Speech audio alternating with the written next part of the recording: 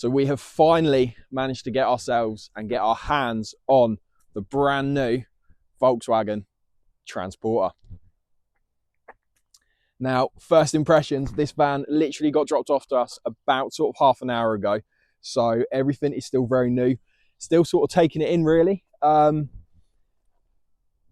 it's very Ford straight away from the get-go. So what I thought I'd do is just a little bit of a talk through it really, just to sort of see similarities between the Ford, between the Transporter, and sort of first impressions.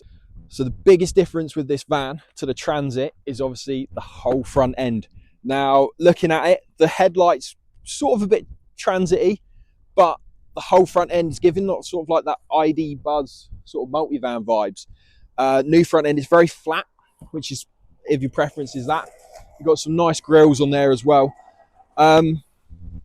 Yeah, I mean, it's different, being honest with you. It's different, personal opinion. I think it looks a little bit sad, especially next to the Transit. I think the Transit looks sportier, looks a bit meaner.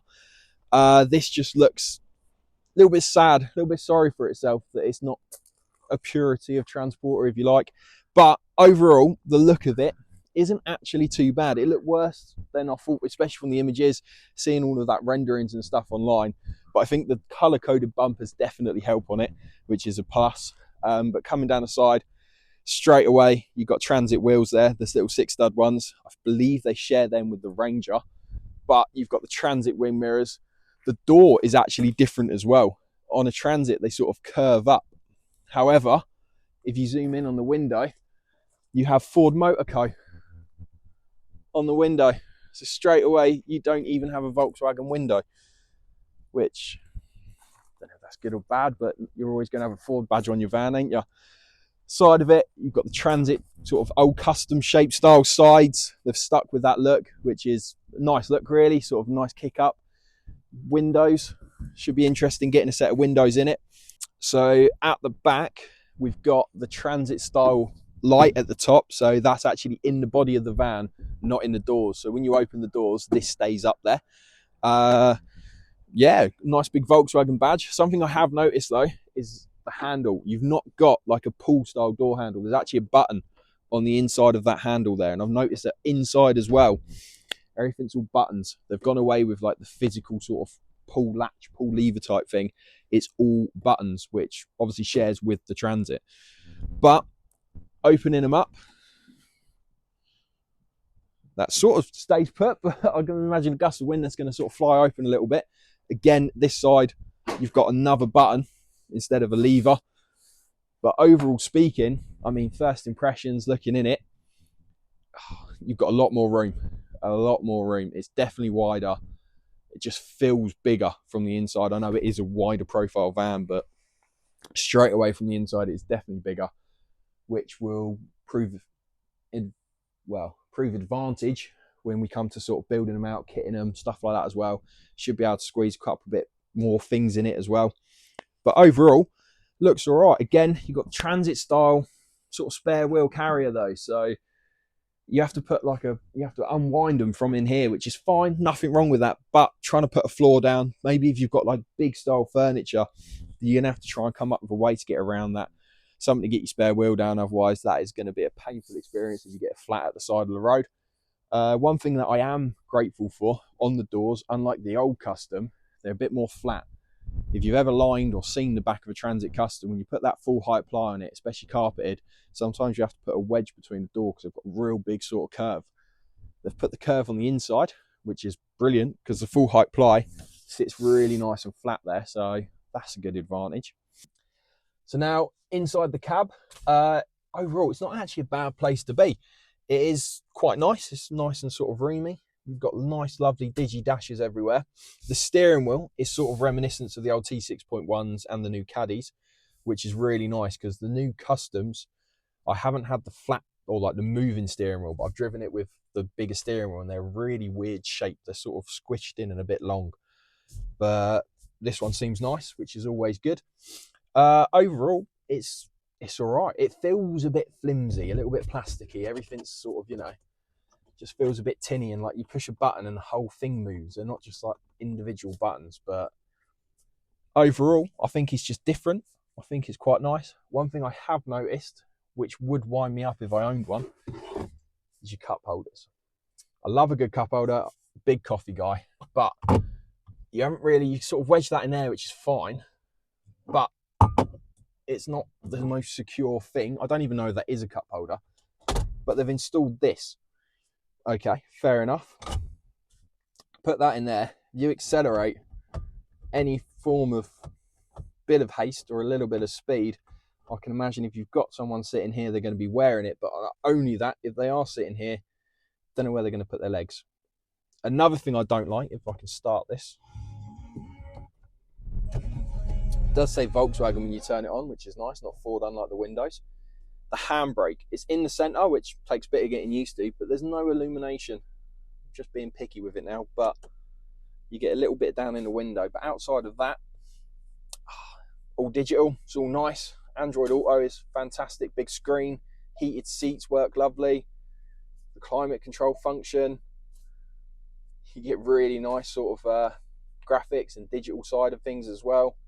If you're a bit of a tall chap and you're sitting in there and you put the sun visor down, you are unfortunately blind, but it's all right actually. Right, first impressions, obviously driving it as well. Steering wheel is actually really nice. It's a nice feel to it. Feels very Volkswagen-y. Now originally they were saying that this van was different suspension, different steering to a Transit. I can't feel a difference. This feels exactly like the new Custom does. Feels the same, which isn't a bad thing. It's actually really good. The new Custom drives are lovely. It feels like you're driving a car, and obviously vans are coming a long way. The old Transporter felt like a car. The Transit feels amazing to drive, and so does this actually. It's really smooth, it's really quiet, it's a nice place to be. You can imagine if you're spending all day in it, driving to and from work, it is actually going to be a nice place to be. Everything's easy reach, I can grab everything I want. Couple of USBs in some really good locations actually. We discovered there's a USB up here, which I can imagine for dash cams, that's a really good feature. We've got USBs up here as well, so plenty of charging, whether you're on sat navs and stuff like that. Pulling away it's a nice van. It is really a nice van. It's got a bit of a different tick on the indicator. Quite nice, don't mind that. And overall, big mirrors, split mirrors as well, which obviously never featured on the Transporter before, but on the Transits they have for a while now. That's going to take a bit of getting used to if you're not used to driving with them style mirrors. But overall, for a van, the wide view at the bottom, the one at the top, is actually really good. Plenty of visibility. And then, yeah, I mean, the infotainment's good. The systems are good, where it tells you what you can split through. Got engine hours, idle hours. Overall, it's nice. It's not bad, actually. So overall, I think, obviously, Transporters are it's a community at the end of the day. The vans have held such high regard over the last couple of years that it is a bold move for Transporter to go over to match with the Transits or be that same platform. But ultimately today, every van out there shares the same platform. Ultimately, there isn't that much choice you can have anymore. You go out and buy a Fiat Ducato, or you can buy the Peugeot, Citroen, Toyota. There's so many out there. Even down to Vivaros are now Peugeots. A lot of manufacturers will share that same platform, and Volkswagen having such an old chassis, it makes sense that they've gone to the #1 selling van in England to sort of use their platform with hybrid electrics, meeting all that sort of laws and emissions and stuff like that. It's a shame because obviously Volkswagen are synonymous with sort of a bit more reliability with their vans, that build quality, you get that German essence in it, sort of, you know, you feel it's engineered better, you feel it's a better van to be in compared to a Transit. The Transit's always been like the workman's van, the backbone of Britain, as they say, built tough and stuff like that. But last couple of years has suffered a bit of reliability. Everybody knows the elephant, I should say room, but under the bonnet is obviously that wet belt, and these do come with that exact same engine. Volkswagen haven't really said a lot about that. They're not really backing a lot up with that, but what we do know is they will come with a 5-year manufacturer's warranty. Now, warranties are getting better, they're getting longer, their manufacturers are putting a bit more behind their brands, keeping you in their dealership, keeping you with their cars. But a 5-year warranty, that jump up from what they were offering on the old 6.1s, is a bit, makes you wonder, why have they done that? Is it peace of mind, or is it because they know the issues it's going to face? And obviously, a belt ran in oil isn't always a good idea, but on one of these, it is that worrying factor. I think overall it's a pretty decent van actually. And I think it's going to be like everything comes before. Obviously, when the T5 came out, it was big, it was different. Everyone was like, oh, really? And then the 5.1s were like, okay. And then the 6s were like, no. 6.1s were like, hell no. And then it was like, actually, I really like them. And you get these die-hard fans throughout everything, which obviously you will do. I don't think a lot of them will be happy with this. But I think once you get in one, you start driving it, you start using it, you start experiencing it, I think you'll actually start to realise that it could actually be a really good van. Obviously, we don't know about these engines yet. We don't know how it's going to go or how it's going to run. We know what transits are like. But overall, I think these could be a really good van. It's going to be exciting coming along with them. It's going to be exciting building them, coming to terms with them as well. And then obviously the options and differences you can do between them is going to be absolutely fantastic. But for now, though, overall, don't go in it thinking you're buying a transporter. Go in it with an open mind. Acknowledge that it is very Ford, a lot more Ford than I think we were let on to be. But overall speaking, I think it is a pretty decent van actually. Good.